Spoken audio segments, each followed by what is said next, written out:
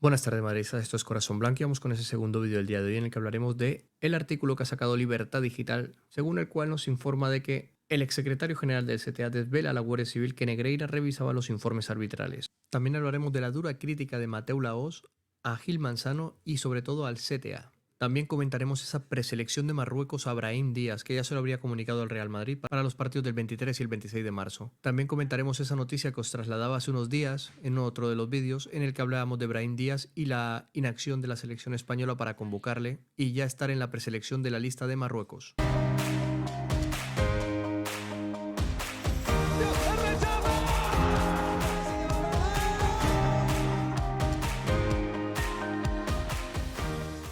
Bueno, vamos con esa noticia de Libertad Digital que firma Miguel Ángel Pérez. El exsecretario general del CTA desvela a la Guardia Civil que Negreira revisaba los informes arbitrales. Libertad Digital ha tenido acceso a la declaración de Raúl Masó como testigo ante la Guardia Civil en el marco del caso Negreira. El exsecretario general del Comité Técnico de Árbitros, Raúl Masó, ha desvelado a la Guardia Civil que el que fuera vicepresidente del CTA, José María Enríquez Negreira, revisaba los informes arbitrales.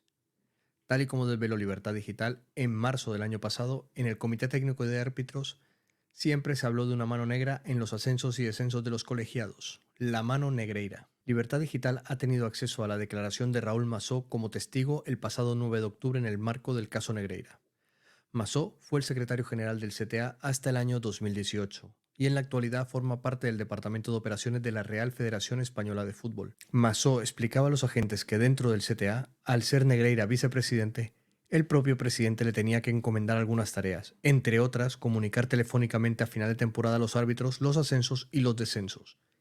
Y además, revisaba las puntuaciones de los informes arbitrales, junto a los otros dos vicepresidentes, revisando los argumentos expuestos con la nota aplicada al árbitro. Cuando había discrepancias llamaban al delegado informador. Durante las concentraciones físico-técnicas se encargaba de informar a los árbitros cómo iban clasificados provisionalmente, agrupados en grupos del 1 al 3. En Barcelona, en ocasiones, acudía en representación del CTA a algún evento concreto, añadía. Negreira percibía dietas como los otros vicepresidentes por las funciones como directivo de la Real Federación Española de Fútbol, unos 57 euros por día. No tenía salario mensual, que al menos a él le conste. Cuando acudía a los cursos arbitrales sí cobraba por día, que estaba a esos 57 euros, así como los gastos ocasionados por los desplazamientos, apuntaba a los agentes. Sobre la contratación del hijo de Negreira por el CTA por sus servicios de coaching deportivo, Masó señalaba que no se consultó a otros profesionales porque fue una elección a dedo, y que empezó a trabajar con el comité por ser el hijo de Negreira. Después afirmaba que dicha contratación no contó con el visto bueno del entonces director técnico del CTA, Manuel Díaz de Vega, y que Negreira le propuso al entonces presidente del comité, Victoriano Sánchez Arminio, que su hijo era especialista en coach deportivo, y reiteraba la propuesta para que contrataran sus servicios. Como Ángel María Villar ya le conocía de la época de la selección, no se opuso, y le dio el visto bueno a Victoriano. Posteriormente, Masó destacaba que el hijo de Negreira en alguna época aportaba vídeos y se los compraba el CTA. Este material se lo daba Manuel Díaz de Vega o Luis Medina Cantalejo. Luego cesó este cometido y eran los propios directores quienes realizaban los vídeos. Vendía carpetas, bolis, pin y llaveros en el CTA. Durante su declaración, los investigadores preguntaban al exsecretario general del CTA si conocía la empresa Dasnil 95 SL de Negreira. Afirmaba que sí, que bastante, y que era donde remitía las convocatorias de Negreira, que contactaba con la secretaria que se llamaba Conchi. Recordaba que existía facturación a nombre de esta empresa por la adquisición de carpetas por parte del CTA para las jornadas arbitrales y que además suministraba bolígrafos y otro material, pin, llaveros, al propio CTA. Y también vendía a los comités territoriales. Añadía que el propio Negreira ofrecía a los presidentes territoriales estos materiales y prevalecía de su posición en el CTA, ya que a muchos de ellos ni le conocían. Por último, manifestaba que le costaban contratos y acuerdos de las empresas de Negreira y su hijo Javier Enríquez con la Real Federación Española de Fútbol, o el CTA, relacionado con los vídeos y las compras con los materiales de Dasnil 95 SL. Destacaba que no se seguía ningún procedimiento, simplemente porque el propietario era Negreira, no se evaluaban otros proveedores. Bueno, poco a poco vemos cómo cada vez que la Guardia Civil llama a declarar a alguien, vamos conociendo más detalles acerca de lo que sí que pintaba el señor Negreira y no como nos han querido vender hasta ahora. Antes nos han querido vender que ese hombre iba más que nada a comer, casi que iba solo a comer sardinas a Santander, por ejemplo, como decía Isaac Fouto en la radio. Luego hemos tenido al propio Medina Cantalejo en una declaración pública representando al CTA, desmarcándolo de todo lo que tenía que ver con el Comité Técnico de Árbitros, que era poco más que una persona que pasaba por allí. Ya hemos visto que no. O sea, ya sabemos y está confirmado que Medina Cantalejo mintió públicamente. Consecuencias, de momento ninguna para el señor Cantalejo. Veremos a ver qué pasa con él. Bueno, vamos ahora con la dura crítica de Mateo Laoz a Gil Manzano y sobre todo al CTA, que al parecer deja caer que los árbitros van pensando más en cómo agradar al CTA que en arbitrar bien y ejercer bien su profesión. Así que vamos con la crítica. ¿Le encuentras alguna explicación al error de Gil Manzano? A ver, es lo que preocupa, Paco, no te voy a engañar. Yo creo que los árbitros cada vez pitan más de cara al viernes que de cara al fútbol. Al viernes a la reunión que tienen con el CTA. Eso es. Intentan seguir unas directrices y es preocupante que en este caso alguien que lleva 11 años, que todo parece ser que va a ser nuestro representante en la próxima Euro, que lleva incluso desde la 2016 en la comisión delegada de la Real Federación Española de Fútbol, os podéis imaginar los temas que ahí se tocan. Y entonces es una cuestión de entendimiento del fútbol, porque tú lo has dicho, es un error sistemático, por no hablar de lo que le pasó al Valladolid la temporada pasada, ¿no? Yo creo que es una cuestión de concepto total, porque hasta el timing en la primera parte es horroroso. También con el mismo principio, porque el Madrid no había conseguido controlar la situación, los defensores y atacantes seguían en la misma fase, cuando Serchica no recibe. En este caso, ya te digo, es que es un error repetido y para mí, en mi humilde opinión, es de conocimiento del juego. Porque si nos lo planteamos, después del partido que habíamos vivido, ¿qué necesidad había de acabarlo ahí? Pensadlo, si es que no es cuestión de, no es que se hubiese pitado antes, no. Lo vivimos, este mismo árbitro estuvo en una jugada de 37 segundos del Girona que se le anuló un gol. ¿Cómo en este caso? Fijaros, porque además inclusive el penalti señalado a Hugo Duro había ocurrido en el 90-25. Sí, después, o sea, se pierde más de 2 minutos que podía haber alargado. Claro, 2 minutos largos. Pero incluso si comparamos, si comparamos el timing de la primera parte, que fueron 5 minutos de descuento por 3 goles que se reanudaron rápidos por las circunstancias, y nos vamos al tiempo que se señaló en el segundo tiempo, 7.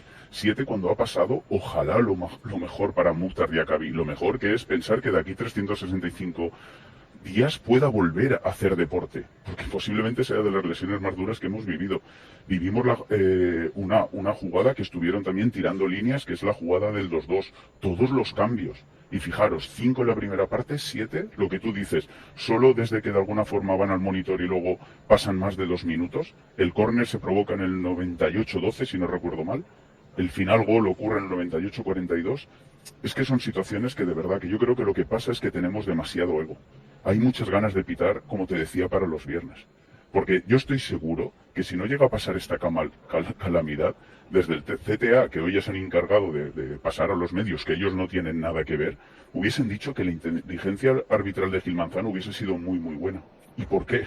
Es que ellos creen que el razonamiento es que si después de ese minuto 97 que ellos habían indicado, se indica que es la última jugada, cuando eso, el reglamento, solo te deja interpretarlo para los penales fuera de tiempo, no para los córners. Claro, Bueno, ahí teníamos a Mateo Laoz dándonos una perspectiva dentro de lo que ha sido un árbitro internacional hasta hace bien poco, la temporada pasada, antes de que le jubilaran a la fuerza, porque realmente él dijo que estaba preparado para continuar un par de años más o 3, y el propio CTA, Medina Cantalejo en este caso, al ver que era un árbitro que se salía de lo estrictamente marcado por él, decidió pasarle ya pues a la reserva, como quien dice.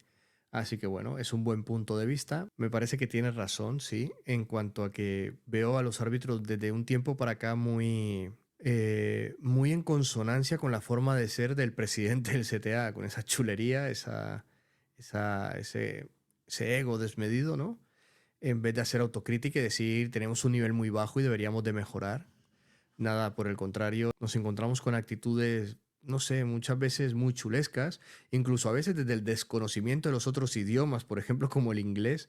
Muchas veces hemos visto árbitros contestarle a jugadores como diciendo, a mí eso, o en condiciones amenazantes, cuando el árbitro debe abstraerse de todo ese tipo de situaciones o ese tipo de emociones, en este caso. Porque si alguien debe estar sosegado en el campo, no son los jugadores, son los árbitros. Como si en una pelea de boxeo El referee, o el árbitro en este caso, está, digamos, más sobreexcitado que los propios peleadores. Sería surrealista total. La persona que debe tener la mente más fría en el campo es el árbitro, independientemente de lo que le griten, le piten o no. Así que me gusta mucho el punto de vista de Mateu Laoz y bueno, quería dejarlo por aquí. Bueno, aquí quería dejaros esta noticia de Diario Madridista de Marruecos convoca a Brahim. Eso no quiere decir que vaya a jugar con Marruecos, ¿vale? Pero sí que al obtener la doble nacionalidad Brahim hace pocos días, o estaba justo a punto de tener la falta de pocos trámites, Marruecos ya le convoca. Con lo cual eso pone una situación de aprieto a España, que aún no la ha convocado siquiera. Entonces veremos en qué queda lo de Brahim. En otros medios he escuchado o he visto que dicen que Brahim tendría como primera opción España, pero bueno, si ya tiene la convocatoria por Marruecos, o España hace algo o perderíamos un gran jugador para la selección española de cara a la Eurocopa. Marruecos da el primer paso oficial para convocar a Brahim Díaz. La selección africana ha comunicado ya al Real Madrid que llamará al futbolista malagueño para los próximos duelos amistosos que jugarán ante Angola y Mauritania el 23 y 26 de marzo. Este movimiento hecho por el seleccionador Walid Regragui no supone todavía que Brahim vaya a ir con Marruecos en los próximos duelos de selecciones. Es decir, no es todavía oficial que Brahim vaya a jugar con Marruecos. El jugador del Real Madrid puede ser llamado por España en la convocatoria que Luis de la Fuente tiene prevista ser pública el 15 de marzo. Por ahora Brahim sí está en la prelista de la selección española. Así será el jugador quien decida en caso de que también sea llamado por España, la selección con la que disputar encuentros internacionales. El movimiento de Marruecos lo que significa en la práctica es confirmar su interés en que el jugador del Real Madrid juegue para ellos y convocarle para los próximos partidos. Esta era una vieja pelea de Walid Regragui, que siempre había querido tener a Brahim en sus filas. Como adelanta este lunes OK Diario, Marruecos sigue insistiendo con intentar convencer a Brahim, sobre todo porque desde la Federación Española de Fútbol no le han mostrado el mismo cariño que ellos. Sin embargo, la prioridad de Brahim Díaz es jugar con la selección española. El jugador lo tiene claro, la Federación lo sabe y Luis de la Fuente también. Lo hacen especialmente con el argumento de que allí será una estrella. Los africanos le han explicado al jugador del Real Madrid el plan que tienen pensado y le han dejado claro que le enviarían a la categoría de estrella. Brahim Díaz sabe ya que tendría una apuesta en firme por parte del combinado marroquí, que tiene como meta ser una potencia mundial de 2030 que se celebrará en España, Marruecos y Portugal. El madridista tendrá 29 años. Brahim podrá elegir Marruecos o España. Así, la convocatoria de Marruecos notificada ya al Real Madrid no significa que España no le pueda llamar para estos próximos partidos. En el caso de que Luis de la Fuente le convoque, será el jugador el que decida con qué selección disputar estos encuentros. Desde el entorno del jugador creen que en marzo por fin llegará la convocatoria de España, pero también les extraña que el seleccionador no se haya puesto en contacto con ellos para hacerles saber que cuenta para el riojano. Si bien es cierto que Luis de la Fuente no se caracteriza por llamar a los jugadores, también es verdad que no todos los casos son iguales, ya que Brahim tiene otro pretendiente además de España. Tanto Marruecos como España juegan duelos amistosos a finales de este mes de marzo. La selección africana se enfrentará a Angola y Mauritania, duelos que se jugarán en Marruecos en la localidad de Agadir. Por su parte, España lo hará ante Colombia en Wembley el 22 de marzo y contra Brasil en el Santiago Bernabéu el día 26. En duelos de preparación para la Eurocopa. Ya jugó con España. Si bien todos estos partidos son amistosos, ahora cobra una importancia mayor para Brahim, ya que servirá para que el jugador elija con qué país jugar para el resto de su carrera.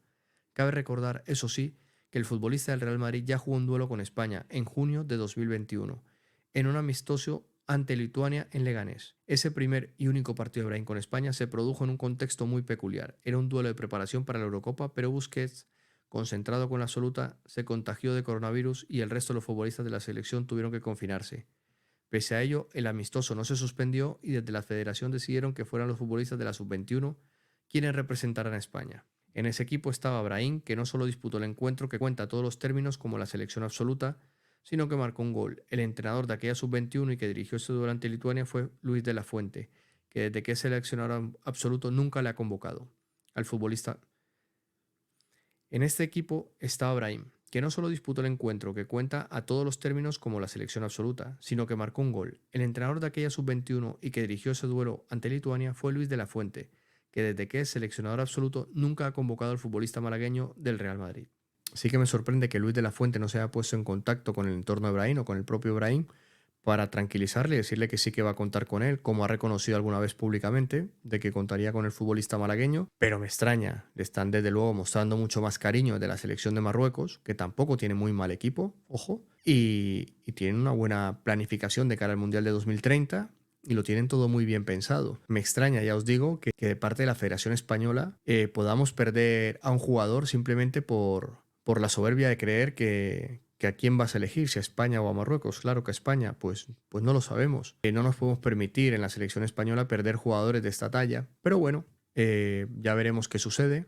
Hemos visto como en el caso de jugadores del Barça, de la Masía, recién empezando con el Fútbol Club Barcelona en el primer equipo, un partido, dos, han sido convocados y han jugado y han debutado. Dígase con Lamine Yamal, también pasó con Ansu Fati y con otros cuantos jugadores que a poco que medio destacan un poco ya los convocan, los ponen a jugar y como que me lo aseguro ya. Tenemos el caso de Brahim, que no solo ha sido el 10 del Milan, nunca ha sido convocado por la selección española, ha esperado hasta ahora y aún ahora dice su entorno que no le muestran un poco más que de cariño, poco. Así que bueno, veremos en qué queda todo eso. Espero que para beneficio de la selección española pues entren en razón y le convoquen y bueno, podamos contar con Brahim para esa Eurocopa de Alemania. A ver qué pasa y os iré actualizando según vayan saliendo noticias respecto a lo de Brahim, y el 15 de marzo saldremos de duda con esa lista de Luis de la Fuente. Darle like, suscribiros si aún no lo estáis, compartirlo para que lleguen más madridistas y nos vemos en el siguiente. Chao.